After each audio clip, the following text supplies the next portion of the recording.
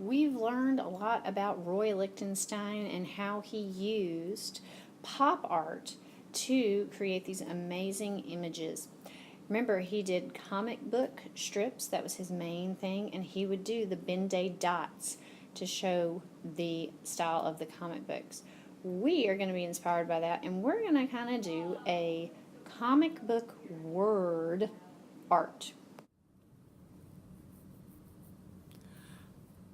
Alright, so we are making our Roy Lichtenstein pop art inspired comic book word pictures. Now, this isn't just a picture because it's not completely flat. You can see it pops off of the paper, so it is coming out at you.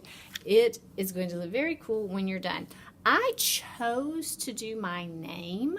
That doesn't mean that you are going to be doing your name. So let's talk about how to start.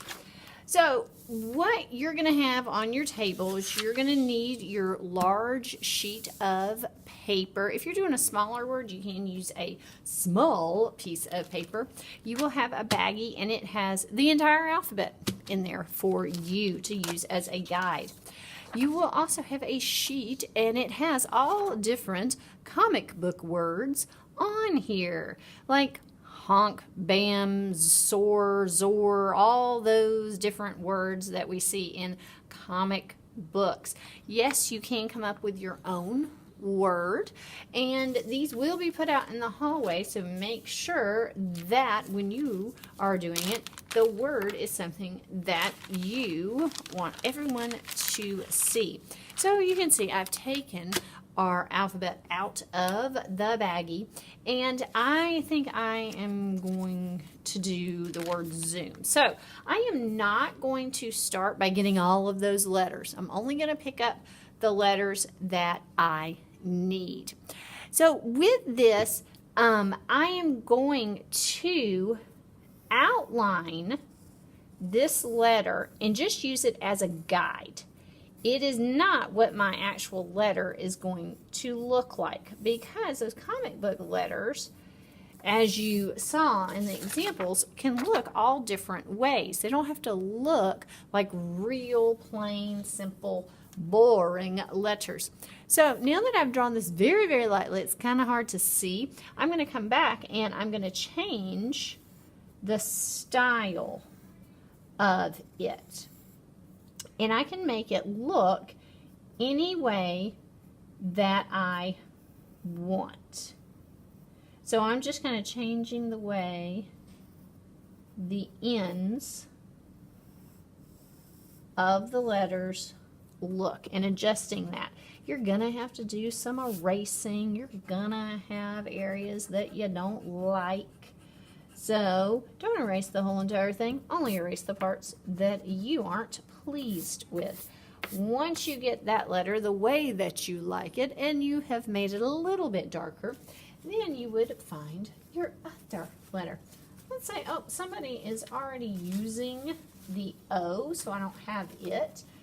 So I'm not going to worry about that. I'm going to find a different letter that I can use instead. Oh, look, I found an O. So you don't have to go in the order of it. So I don't have to actually spell out Zoom right here. I can put them any way I want, because we're going to be later cutting these out and then placing them on a background. So it's going to be one thing put on top of another. So I'm going to work on this one. Now, we need these letters to be nice and big, so if you are doing them just kind of free-handed, you need to kind of keep that in mind. So I still want the somewhat style that I started with, because you want your letters to look like they have this big art term called unity. So you want them to look like they go together. When you see it in the comic book, you don't even realize that's what they're doing, making the letters all look the same. But that's what they do, so it will be more pleasing to the eye. So now I have that one done, and I know that I want the other one to look very similar So I'm going to do that same kind of thing on here.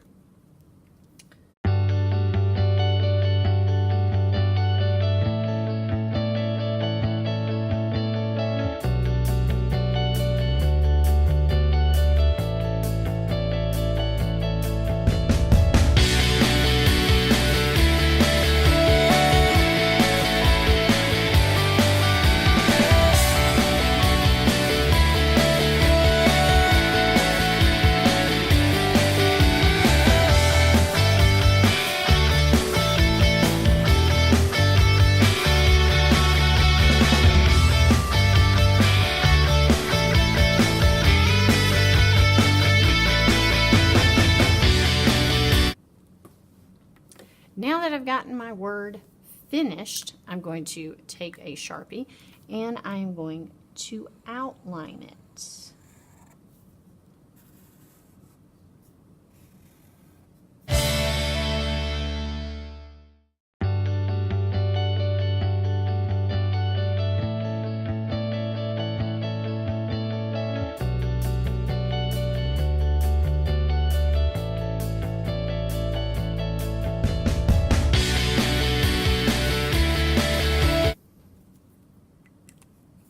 Now that this is finished,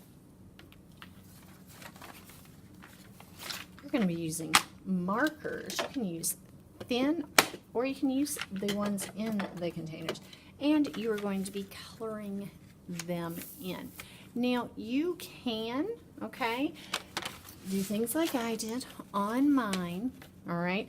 Use 2 different colors, that's perfectly fine, or you can keep them solid, or you could add Ben-Day dots to them even if you wanted to. You do not want to do a color on every single one. You want to make it unified. So you want to have unity. That's a big art principle word. That means that you have, so like Lopez is red and blue.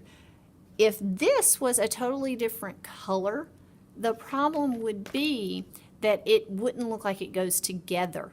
So you need to have unity between them. So something that's in common with both, so they look like they go together. So I'm going to work on mine, and you work on your stuff. So the colors should be bold and bright, but you shouldn't have every color of the rainbow. A limited color palette. Like keep it with either something like the primaries or just secondaries. Be very picky about your color choices. Again, it is not the entire rainbow. Let's see what you can do.